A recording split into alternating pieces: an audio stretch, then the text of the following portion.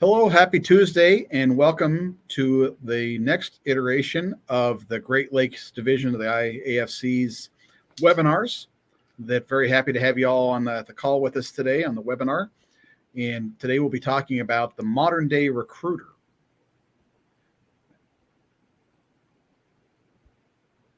I'm Mike Stanley.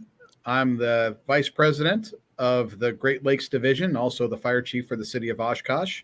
I'll be your host today, and I am joined by my friend and colleague, Jerry Streich, who, after he retired from his full-time job as a fire chief, went right back into working with his company called Capstone, which he'll tell you a little bit more about in just a second. I'll let him introduce himself here momentarily. And then doing some incredible work in the recruitment space.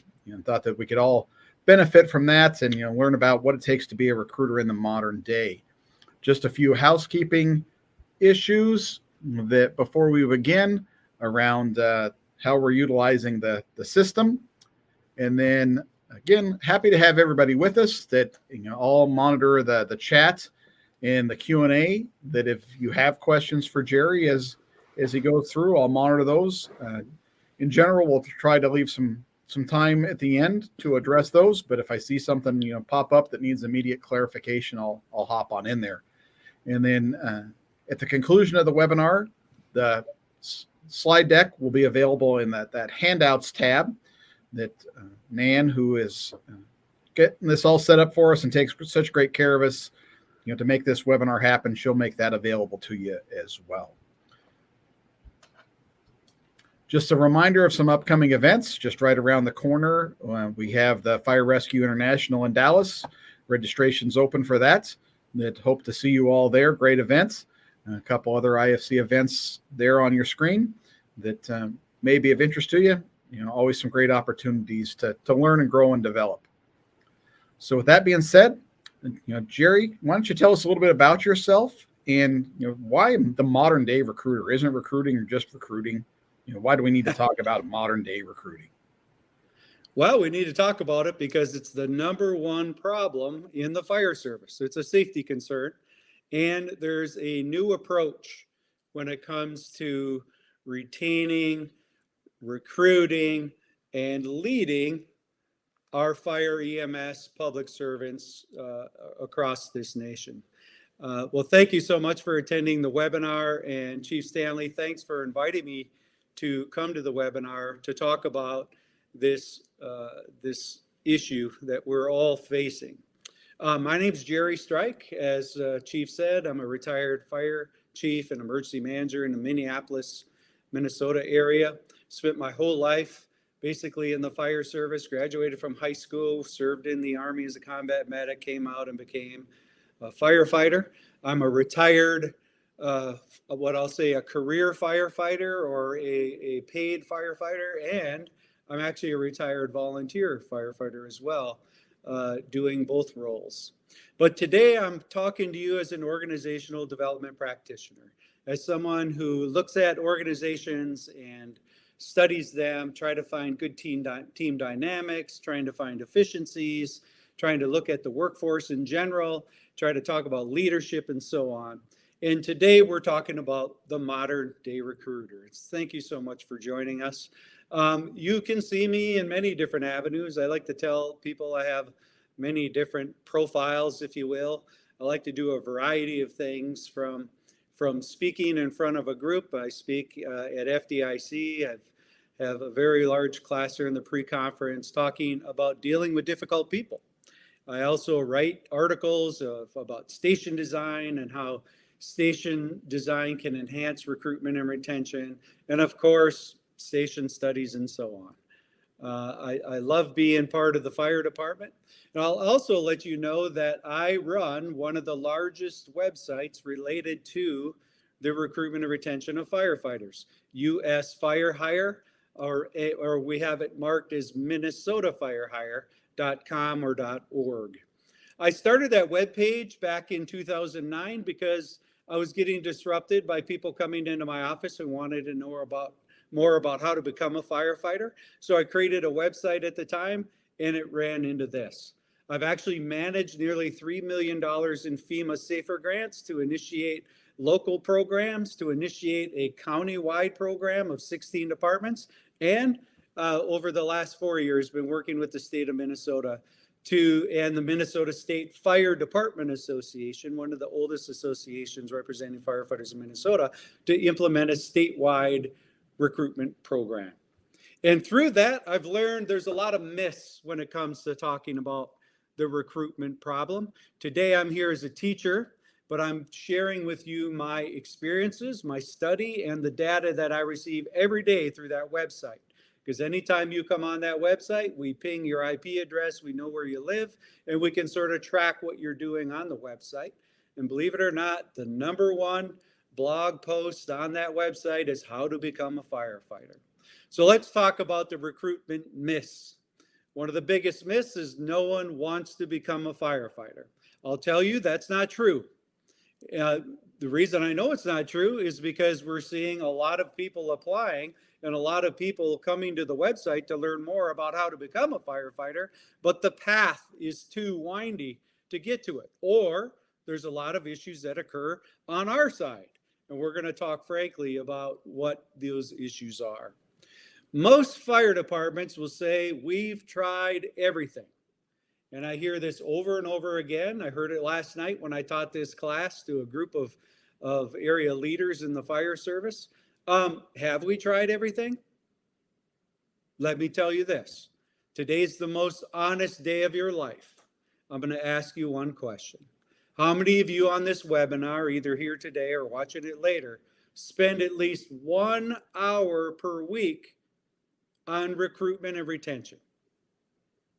It's the most honest day of your life. I rarely have people raise their hand. If we're not trying everything, if we're not focusing on recruitment and retention at least an hour a week, how can this be the biggest problem in the fire service? And let's be frank, one of the biggest problems in the fire service is our inability to focus on retention and recruitment. Now, there are some superstars, I'm sure, on the webinar, and there are people who will then change their mindset as we move through this webinar to do things a little bit differently. The newer generations don't want to serve.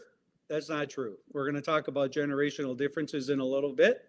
My house is 16 miles from the Minneapolis area, and when George Floyd occurred, I saw a lot of people in the newer generations who found a purpose to serve, to change things, to change whatever they believe in, to get down there and make an impact.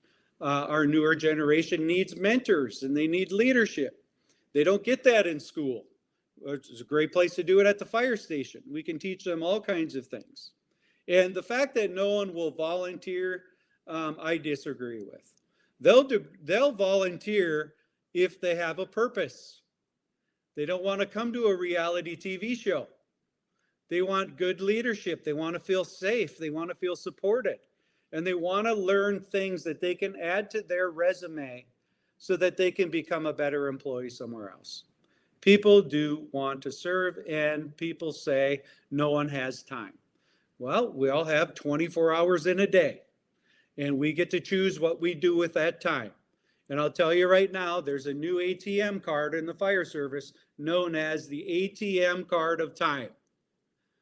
And time has become the new money, especially after pandemic for many of us. And we get to determine the direct draw from that time when they come to our fire station. We get to determine what they're going to use that time for. We're going to take some time away from their ATM bank to allow them to sit in a 3-hour class on bloodborne pathogens, or we can give them that kind of training on a technical advice or a device, so they can learn while they're in their combine or running on a treadmill. There's a number of ways we can improve their time at the fire station. What are the problems that I've seen with retention and recruitment? And note that I said retention first. Well, here's some of the problems. People are not aware of how they can become a firefighter. The day of sticking out a sign in the front yard and putting up a banner and having an open house, those are gone.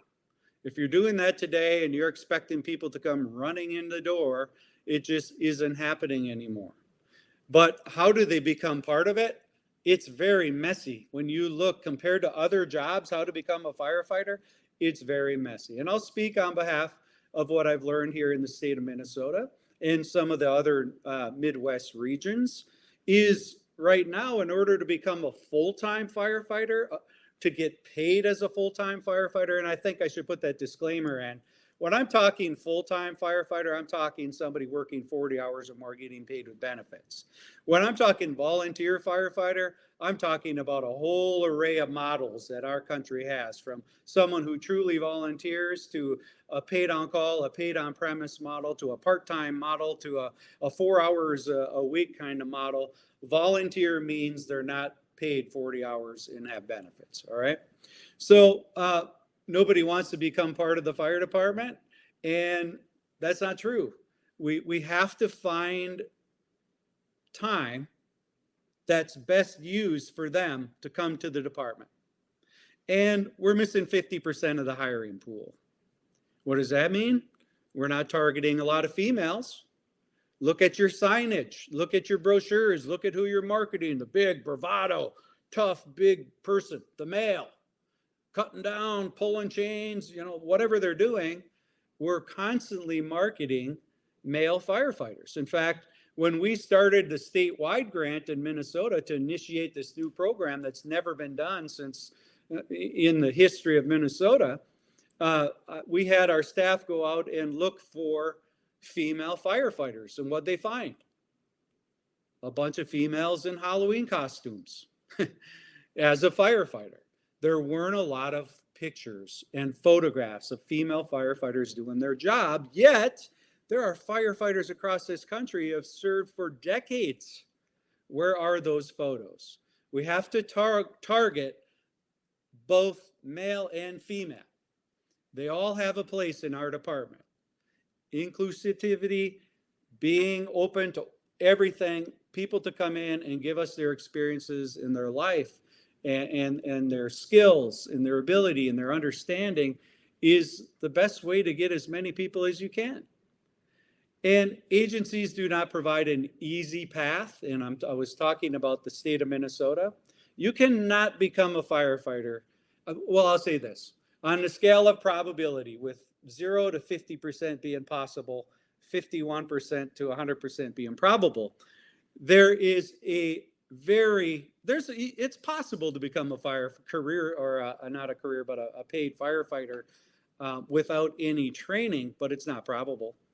Because the state of Minnesota has so many volunteers who are firefighter 1, fire 2, hazmat, EMT, and they've been on the job knocking it out of the park for years, the communities have this plethora.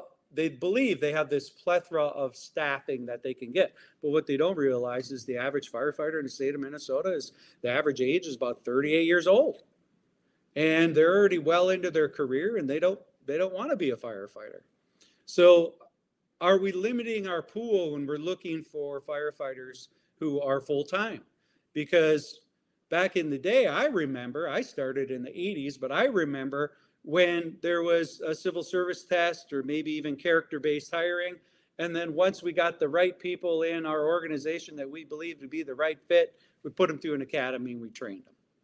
And so we need to find an easy path that says, here's how you become a firefighter in our community. You fill out this application, and I'll tell you that a lot of our generations now do not know how or have difficulty writing with a pen or pencil an application.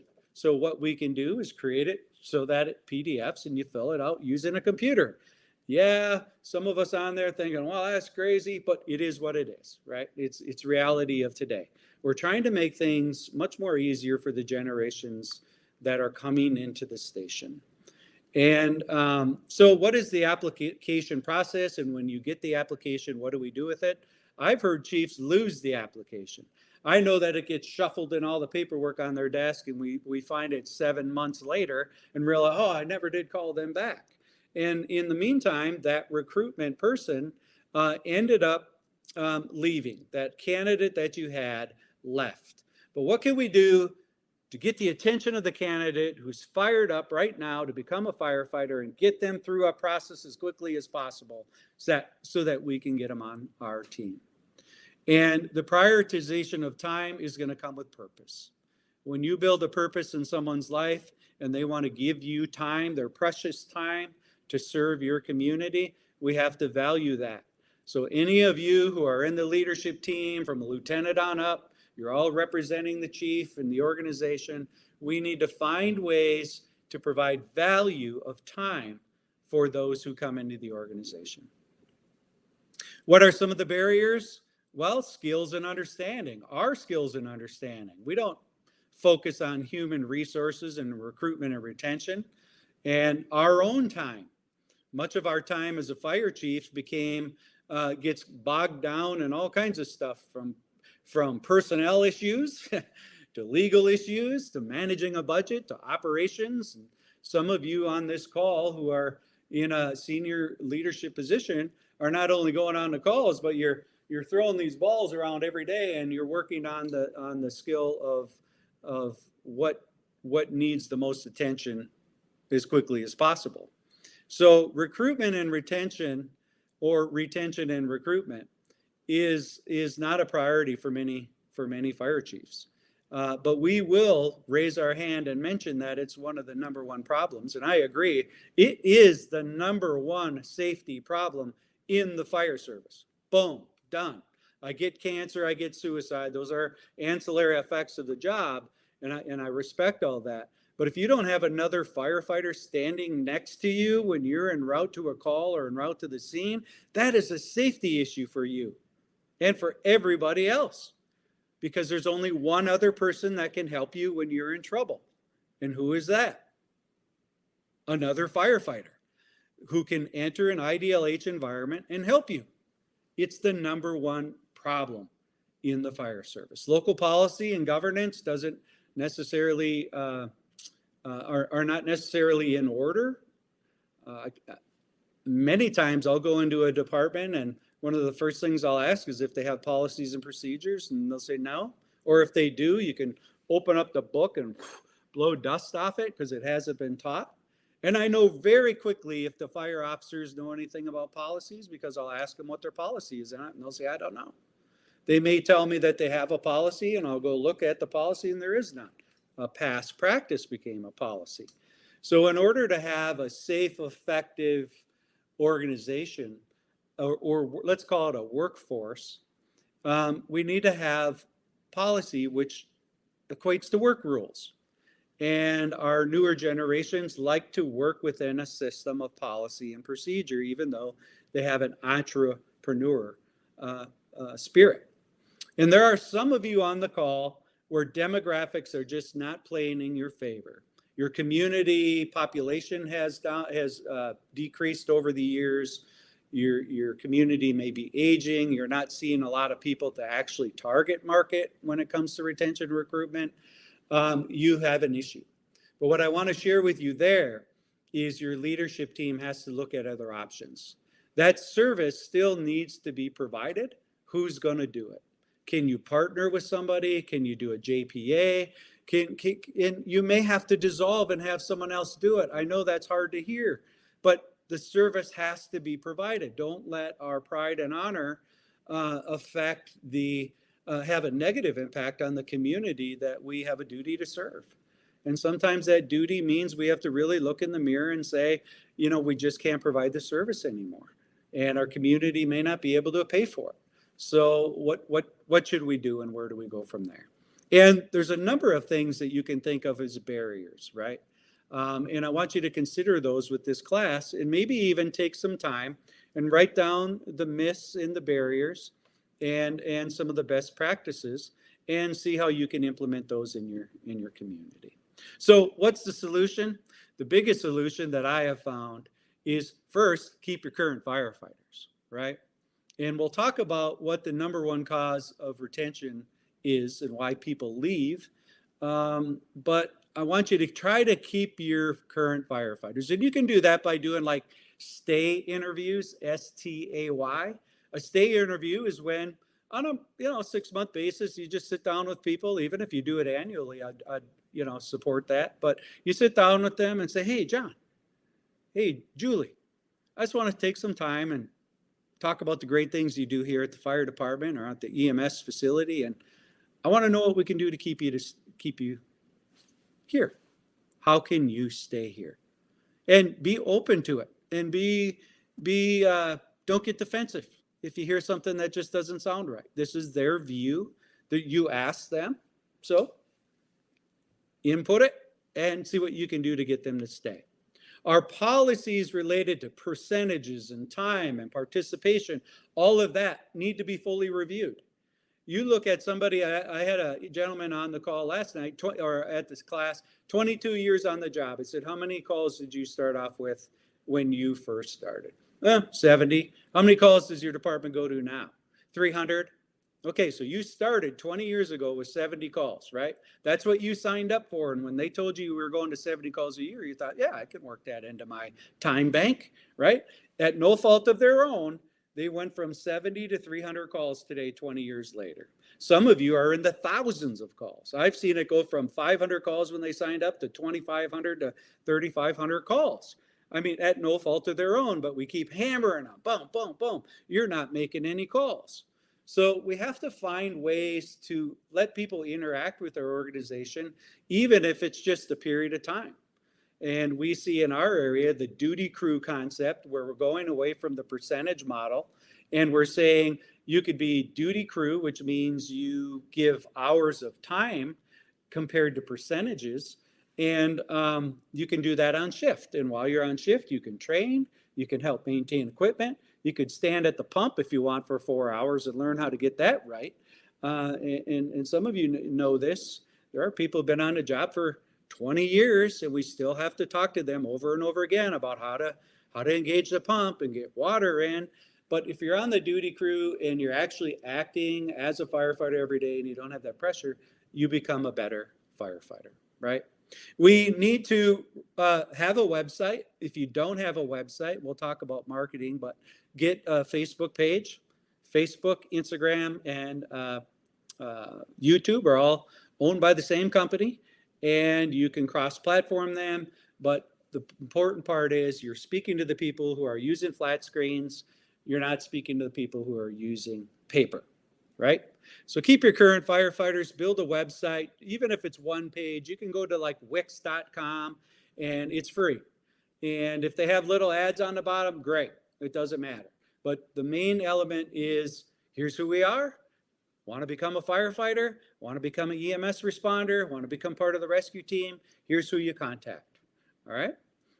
Use social media to target people. This is when we talk about the modern day approach. Back in the day, we didn't have social media. Our generation, we didn't even have the internet. And we all grew through this technology together, from holding a phone in our hand and being limited to a 6-foot cord to all of a sudden getting a box that looks like a cow arriving at our door when Gateway came out with the home computer. And then all the way into today, where we can retinal scan our eyes to get into the fire station, So our newer generations are technologically advanced. That's all they know. My youngest was given an iPad in elementary school, and that's how she learned. Okay. So we need to get advanced with that. The use of billboards and those kinds of things, billboards don't work well. They work, but they don't draw a lot of attention to your site. What really works when it comes to social media is streaming, is creating ads and paying to have them placed in areas such as Netflix, such as YouTube, such as, you ever watch something for a little while and an advertisement pops up? You can do that too. You don't need to be a big marketing firm to do it, and we can show you how to do that. And then more importantly, what phone number should they call? Who's your recruitment coordinator? I like to tell chiefs, because you're so busy, and I understand it, I've been there, managing a large fire district with multiple stations and all kinds of people. I didn't have a ton of time to recruit, but once I figured out how to do it, it took off. In fact, a couple months before I retired, the department I retired from was issued and awarded the Minnesota Fire Department of the Year, primarily because 30% of my staff were female. 30%. And that's a big number. But once you get the ball rolling and you build a house that doesn't tolerate harassment and doesn't tolerate the farm jokes and all that other stuff, and people feel safe, both male and female, you start to build a very strong team. So collaboration is the key with others. You can use a SAFER grant. You can apply for a SAFER grant as a group. If you have 3 departments near you, 1 department, 2 departments, 16, 100 departments in your area, or your state chiefs association wants to apply for a grant to focus on marketing and recruiting and retaining firefighters, they can apply for it. That's exactly what SAFER is about. But and the folks at FEMA will say, we wish we had more people applying, right? But you can get millions of free dollars with no cost share using the SAFER program, and I can help you do that. So I'm asking you today, how are you recruiting now?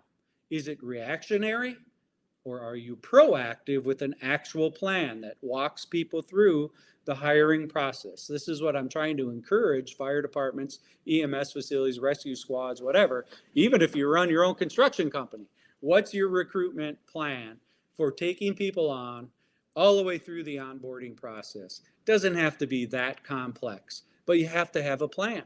Otherwise, you're freelancing, and firefighters know what freelancing does, right? What processes are you use? Who are the new recruits you're targeting? What do I mean by that? Well, if you're in a growing community, which is constantly seeing new buildings go up and a lot of change, you may want to target people who have the mindset of change, who understand that change is constant and that change is something that is always going to happen. So then they fit in with your team, right? And they're used to change.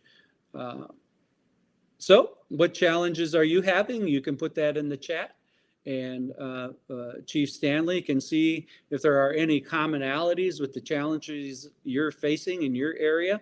And I know I'm talking from New York all the way to California, from the tip of Minnesota all the way down to the tip of Texas. We are experiencing recruitment challenges. I'm not sure I am sold on the fact that we have a recruitment problem yet. So how it works? Well, if you get together and you properly market and target people, you're going to find candidates who want to learn more about what it takes to become a firefighter. Notice when I have spoken with you about a firefighter, I have not said, other than the definition, a full-time firefighter or a volunteer firefighter.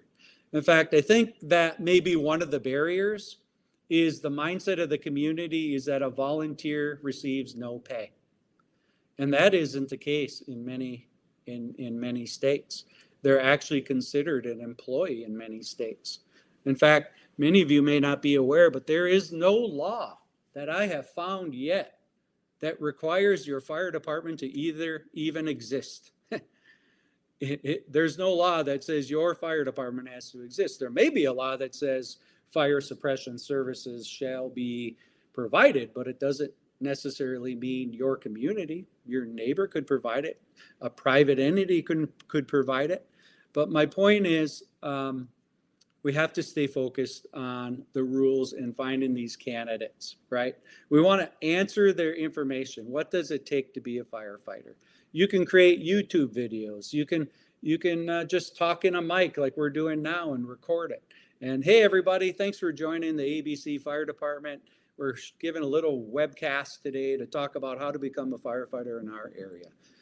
And you just explain to it how it works. It's that simple. All of the modern tools are here for you to do that with video recording. And just iPhones, you know, this iPhone 15 has a camera that's better than the $4,000 camera I bought years ago. And I can load it. I can load all my social media for a month if I want. I could put it into a carousel and it'll spit it out at the right time. I don't even have to touch it. So answer the questions of the firefighter, help them apply, help them understand what it takes to be a firefighter, get them trained. And one of the big discussions is what is required for training. In our state, the only thing that's really required is to have OSHA training on a tight fit mask and lifting and bending and those kinds of rules. We're an OSHA state, but many departments think that they have to be Fire 1, Fire 2, Hazmat, EMT, pump operator, Fire 1, or Officer 1, Officer 2, before they even get on the floor to do the job. And I'm seeing across this country, I think we need to go back to, hey, let's introduce them to the station first. Let's get them involved and see how they fit in with the team. Let's get them through a Firefighter 1 series, the elementary lessons of being a firefighter, and then let's put them back on the floor for a while. And let's let them implement some of those lessons that they learned in the school and how you do it. And I think Chief Stanley and others will agree.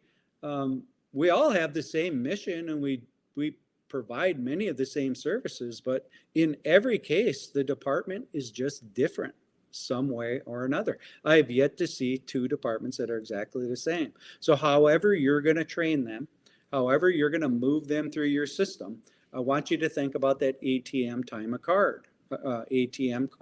card of time. And know that if you put them through a 1-year system their first year, that's all that family's going to remember and know. They're going to think that oh my gosh, my spouse is going to be gone for 2 days a week and every Saturday, and they're going to have a meeting and then have a chili cook-off and then get called back for overtime and on and on and on. So once they graduate, I want you to celebrate. Anytime anybody gives us some time, as much time as they do, our current firefighters and the new ones, I mean, we need to celebrate. We need to have, I don't care if it's an ice cream party or if we just get you up in front of the group and we shake each other's hand and we just celebrate the successes. Some of us who've been on the job a long time maybe tend to overlook that. Yeah, I did firefighter 1 back in the day. But the fact that somebody gave their time over everything else they could do in the world should be celebrated. All right. And all this process is just a system. It's just systematic. And I want to know how you do it. We talked about the stay interviews. And I see there's an error on the slide, but does a 20-year mark matter anymore? I'm going to be happy if I get somebody on the volunteer side to stay 5 years. Even on the career side, if any of you are on the career side, I know there's an overtime issue. How many of you are having issues with people wanting to work overtime? And I think that goes back to these generations work to live rather than my generation live to work, right? As I look back now, 3.5 years of retirement, I think, I could have done things differently. I was always at the kids' games and all that kind of stuff, but there were a lot of committees and things I was on that kept me in the loop, that's for sure. But I could have been home more often. I could have balanced my time a little better, right? So try to plan for somebody, try to get them for 5 years. And you're going to say that right up front. Hey, this position as a firefighter, here's what we do. We majority of our calls are actually caring for people with a medical or traumatic injury or a medical event. That's really what most of our fire service does today. Be upfront with it. We do go to fire calls. This is a place you can get hurt. In fact, it is a place where you can die. I mentioned that. And I want you to know what we do to mitigate those kinds of issues. And we're looking to have somebody join our team. We're hoping that you'll stay for at least 5 years. Do you think you could do that? 5 years? And they're going to say yes, because they can't project 5 years out. But if we're eliminating people who say, I want to become a full-time firefighter, and we eliminate them, well, you have nobody in your pool now. And they don't know what they don't know. So they may come into your system and absolutely love it and just stay with that system for a long time, because we're going to continue to inspire them. And just continue to find ways to keep your own staff. This information here comes from a lot of periodicals and reading and research from the MVFC, the chiefs. Why are people leaving your fire department? The number one reason is leadership. There's a riff. They don't feel safe. They feel that they're part of a reality TV show. And I like to say sometimes we have more fires inside the station than we do outside the station, right? And I want to make sure that we build a leadership team that respects the fact that people are giving you your time. And I understand this is a big business. And many of us would say firefighters shouldn't even be volunteer, today with what's going on in the world and what the expectations are. I mean, there are tremendous expectations on us today. And we've become this Swiss Army knife of the community. You don't know who to call the fire department, and somehow we figure it out. And God bless us all, right? You just work hard, you're tired, but you figure it out. And that's the beauty of this fire service. But lack of flexibility, if you're so rigid on your percentages and your participation rules, and you have to make every training, and you have to do this, and you have to do that, you have to find ways for them to achieve those goals. Moving to some sort of technology platform for what I'm going to call required training, low priority training, and I say that lightly because all training is purposeful. But I want you to look for ways that you can go to a platform that will allow them to do it at home. Yeah, but then they'll want to be paid for it. Hey, they may want to be paid for it. If you're going to have them sit in the fire station for 3 hours to go through that class and get paid for it, they probably want to get paid for it after hours. You have to figure that out. You have to work it out. It's cheaper than having an all-career department. And I'm not saying that that's bad. Our models change over time. As our community grows, our model tends to change. And but look at some of the safety. I hear this a lot through the website. What do they do to keep me safe? Because I don't want to get hurt on the job and then not be able to work my full-time job. Yeah.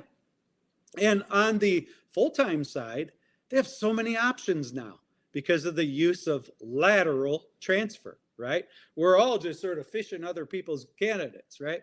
And we know that people will hop to the next job because their station design is better. Oh, they just built a brand new fire station, so I'm going to go over there because they have their own sleeping quarters and a television in it. And they have a fitness room and a steam room, right? They also will go over because they're doing the same job for $2 more an hour. And maybe they're leaving your community because in my area, an affluent community that I was managing, our on-call staff couldn't afford a $400,000 townhome. And so they say, I got to leave because I can't stay in the mom's basement or 3 firefighters teaming up to make a payment.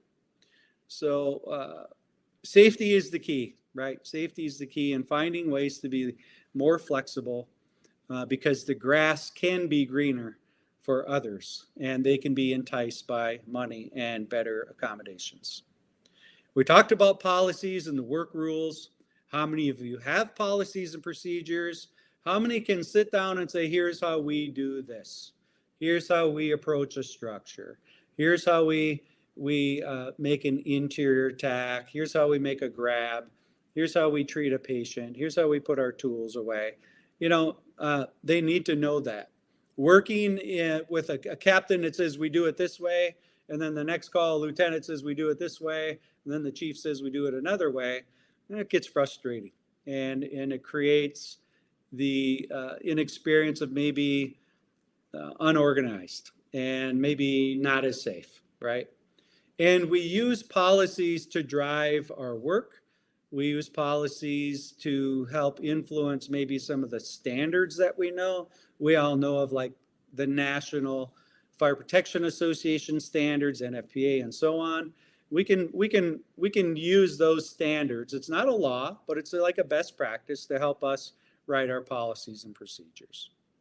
You should know that there are state and federal laws that you should be aware of when you are hiring people. And there are state and federal laws related to your workforce. This is not a fly by the seat of your pants kind of process anymore.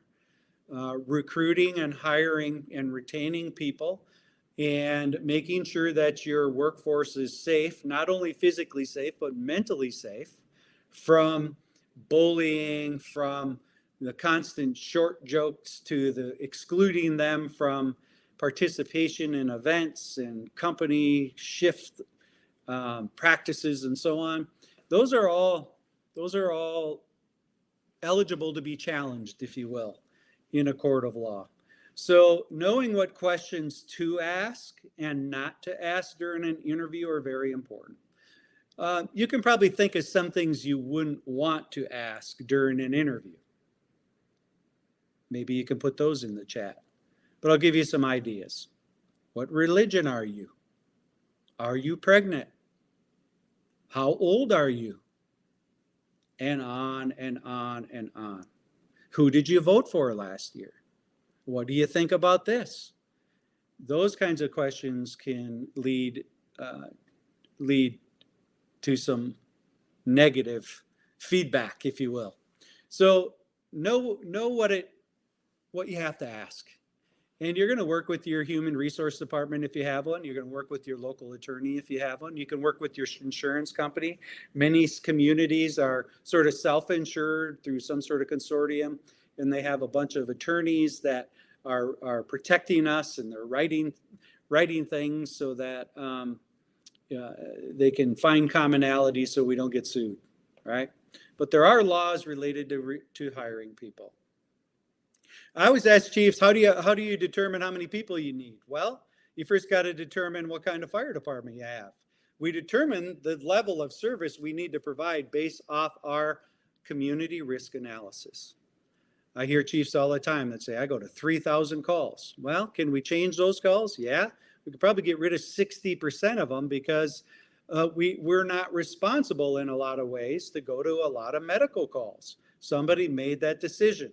It's a big discussion to have. I get it. Some of you own the primary service area. Some of you don't. Some of you don't want your citizens waiting 25 minutes for an ambulance. But the healthcare system's going through a lot, right? And our EMTs and paramedics are working their butts off trying to manage this big monster. But we determine what risks we have. The amount of risk and the type of risk determine the amount of equipment we need to mitigate it on a regular basis. And then it also determines the number of people we need, right?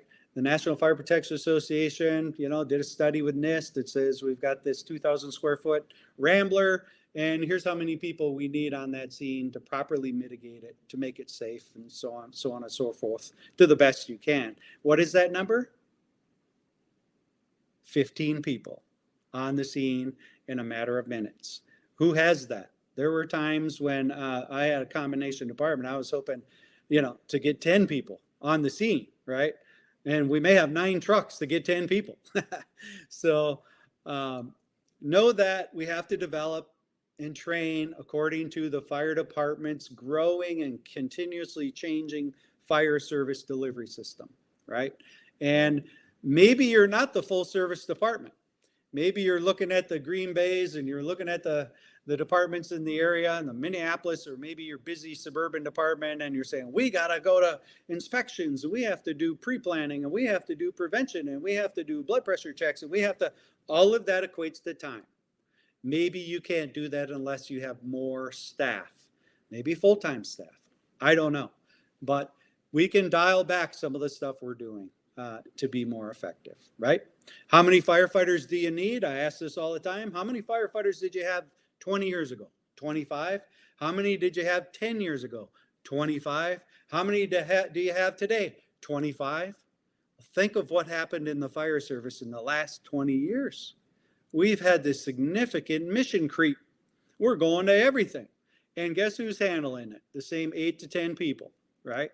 So let me know that, that you need to look at your staffing model to determine just how many people you actually need. And if you need more, you need more. There are generational differences. And you'll get a copy of this, but if you look in each one of those columns, if you look to the right, those are our newer generations. If you look to the left, those are our older generations.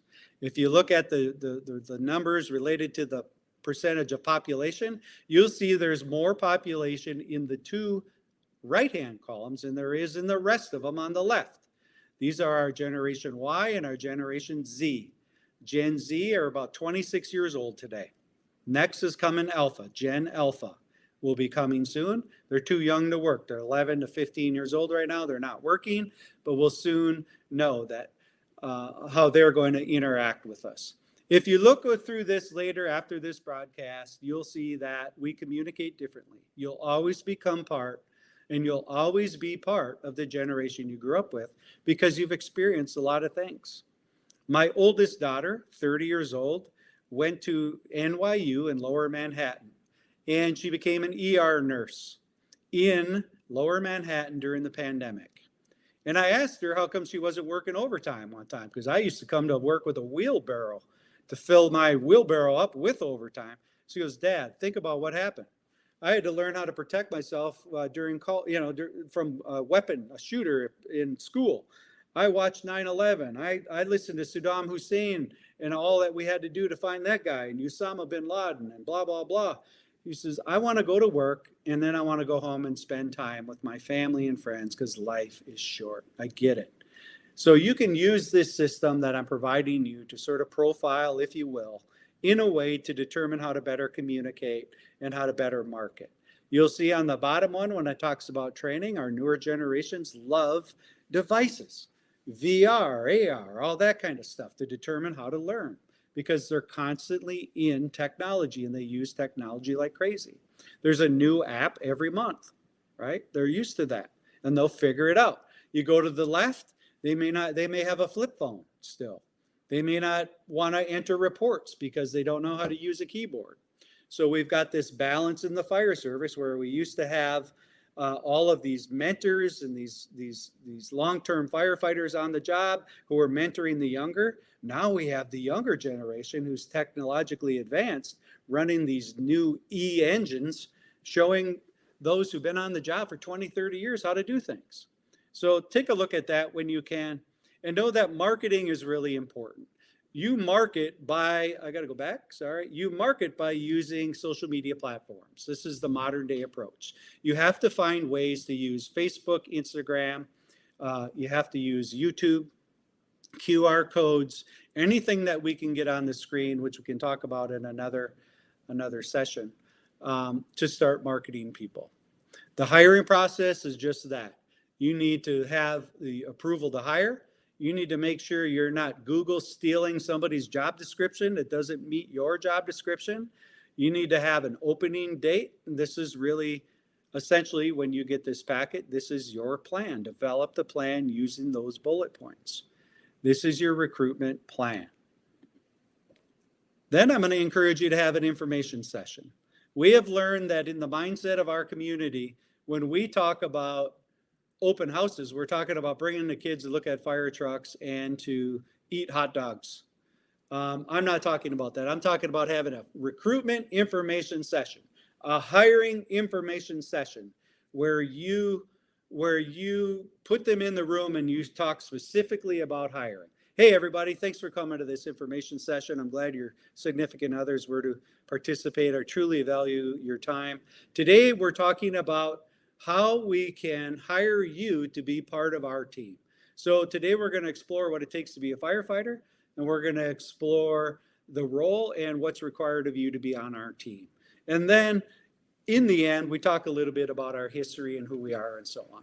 Don't spend the first 15 minutes talking about 1885 and, Horse, Maggie, and Mikey. Talk about why they're there, get them engaged, and then talk about the history later. Then we move into the selection process. We review the application. We test to see if they meet the requirements. We interview and score them, and then we send them a test if we like them or as a candidate or not. We give them a conditional offer, and we move them through the conditional offer process of criminal history and so on. During the interview process, we're going to scare the heck out of them because we're going to have a bunch of people sitting in a room, which is unusual to them. So I like to tell them, hey, during the interview process, there'll be 3 or 4 people in uniform or in polo shirts sitting there to ask you questions. They're the deputy chief, myself. We're going to have an HR rep, and we're going to have a couple firefighters in the room. Don't just, dress for success, come in and be comfortable. All right. During the interview process, it's a formal process. We talked about the questions you shouldn't ask. You should all know what the interviewer plan is when you start to interview people, and you should get them through that system quite quickly. We'll give them a conditional offer, an offer of employment that is, it's predicted we're going to hire you. However, there's a couple other things we need to do. Maybe it's a health screen. In our state of Minnesota, it's required by law that firefighters have a criminal history check. And if something pops up related to arson or felony or something like that, we have to look into it and see what that's all about. And then physical ability tests. I think the more I talk to people about physical ability tests, if you have a long-standing test that's actually been created for you and vetted by a third party, I would say keep doing that. I would say if you're thinking about doing a physical ability test and creating your own, to get some legal advice. Speak to your city about it, and they get challenged. And really what we're trying to do is, can this person bend, kneel, squat, lift, pull, drag? And I've been on physical ability tests where it's turned into, it turned into the strong man and woman contest because we want to see if they can do it. But we really want to know if they can bend, kneel, squat, lift, pull, drag, maybe put a mask on to see how the claustrophobia works and so on. If they have it or not. But overall, criminal history, you'll have to determine what makes sense to you. Last night, I asked the question, what kind of criminal history would you accept in your department?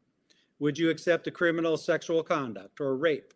Would you accept a candidate for robbery or theft or beating a public official? Would you accept someone with a DWI? How about 2 DWIs? How about 3?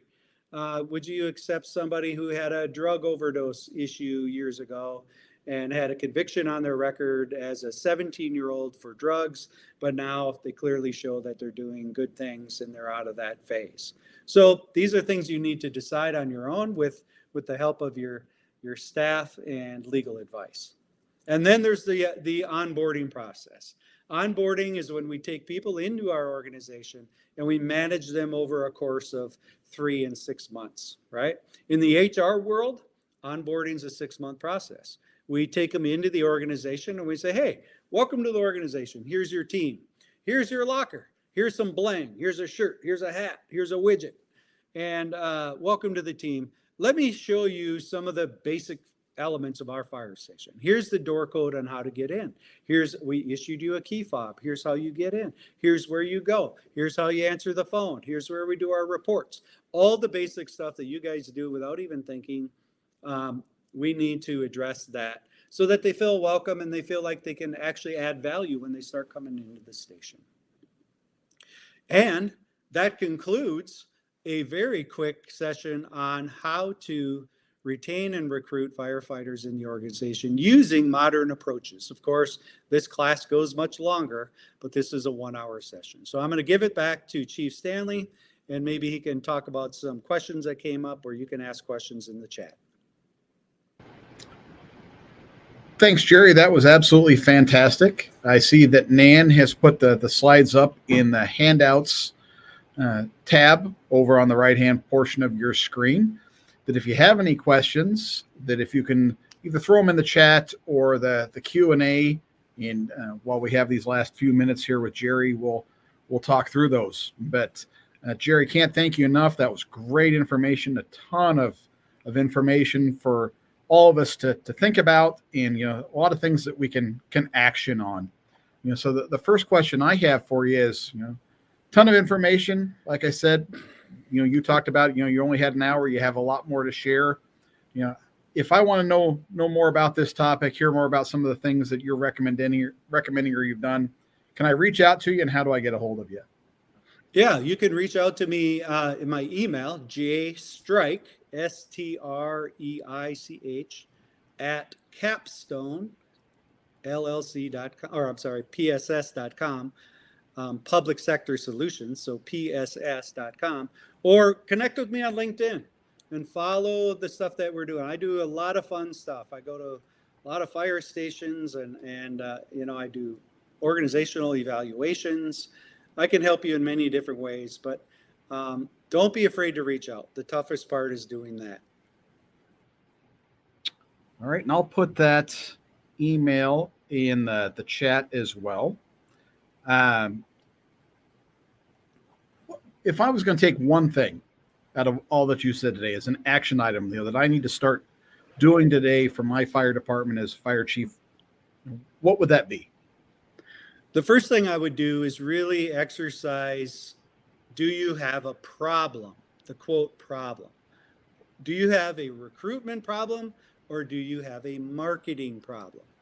Until you go through the process of fully marketing with the modern day approaches, using all of the modern day tools, having a process and a plan, it's really hard to walk in front of a council or a board of directors and say, I have a problem, I need to hire more people, or blah, blah, blah, blah, blah, blah. Because they're going to ask you those questions and you don't want to look, like you don't have the answers.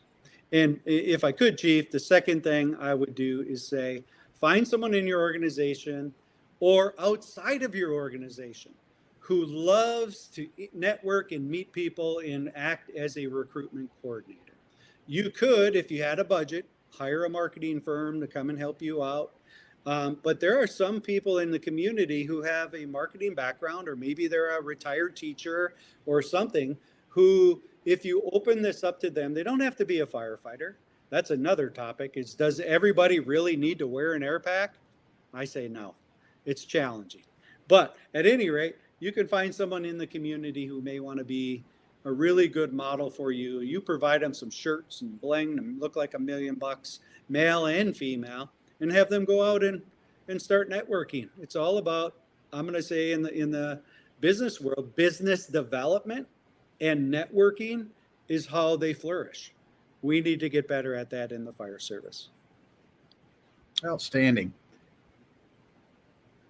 Let me just check the Q&A over here. That these last few minutes that we have, can you tell us a little bit more about what you've done in Minnesota with the recruitment platform and the results that you've seen? You mentioned that maybe a state chiefs association or something, a regional group could apply for grants to create that program. Tell us a little bit more about the successes you've had. Yeah, so from one, I've had a lot of local success in my own organization. And I think it's fair for me to say, I don't believe I ever had a recruitment problem. I haven't. I've always been able to find people. It's all in the way that I approach the marketing for that and the system within the system to make sure that they want to stay. Okay. That's the whole nother topic on why people leave and what we can do to challenge that. But I've also, I use $1.4 million to create a 16 city fire recruitment program in Minnesota, in the third largest county in the state. We hired 263 firefighters during that grant period program. We provided them free PPE for anyone that got hired, up to $3,500. We provide a full-time marketing coordinator who's doing exactly what I'm telling you to do. Did that full-time for all 16 of those departments. They got a $100 sign-on bonus, on and on and on. That led then to a statewide recruitment process. When I retired, I was planning on doing a bunch of national speaking and stuff. When the pandemic hit, 3 hours later, all my work was gone. The Minnesota State Fire Department Association is a nonprofit organization representing firefighters in Minnesota since the 1800s. And they reached out and said, would you be willing to apply for this RFP to help us expand a statewide program that's never been done? And we did it. The board of directors took the horns and they drove recruitment and retention to the forefront of the state of Minnesota. Bravo to them. I'm very proud of them. And we have touched many, many people across the state. And it started chipping the squares off the wheel so that it becomes round, and got the fire marshal's office involved and many other organizations involved to to assist. And there's other states that I have been speaking to about that program. If you have a Chiefs Association, if you have a New York Fire Conference, group that's a nonprofit that meets the requirements for FEMA funding, I'm in the probable phase that we can get you money to do good things. Fantastic. Well, once again, my friend, you've knocked it out of the park. I can't thank you enough for sharing your insights and experiences for all of us out there to tackle this recruitment retention struggle that we're all facing with as we battle for talent. That on behalf of the Great Lakes Division, thanks to you and thanks to everybody that was on the call or watches this via the recording, that we hope that this added some value to you, and thank you for taking the time to participate. So with that being said, we'll have more sessions to follow. We'll have one of these each quarter, so a couple more iterations this year. That's, again, be safe. Thanks for your time, and keep up the great work, all. Take care. Thanks for serving, everybody.